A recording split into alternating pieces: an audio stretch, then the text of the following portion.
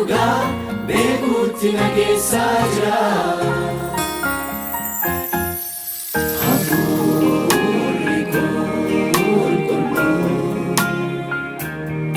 gara dhugaa beekuutti na keessa jira. Yeroo inni na geggeessu, yeroo inni na barsiisu, akkatti inni na baachaa jiru, yeroo inni na boqochiisu, natti dhagahamaa jira. Natti beekamaa jira, natti dhagahamaa jira, natti beekamaa jira.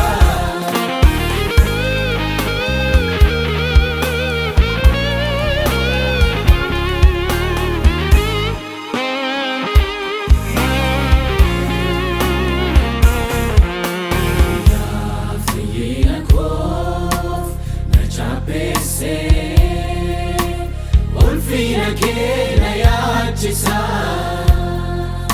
Guyyaa fayyina koof na jabeessee ulfina kee na yaachisa. Ol baatee kan naaf ergitee abdii kee inni jiraata. Hafuurri kee narra buufatee na gaasa. Ol baatee kan naaf ergitee abdii kee inni jiraata. Hafuurri kee narra buufatee na gaasa.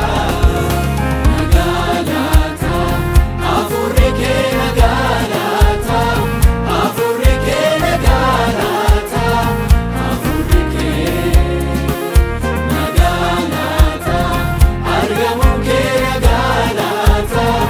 Argamuun kee nagaalata. Argamuun kee.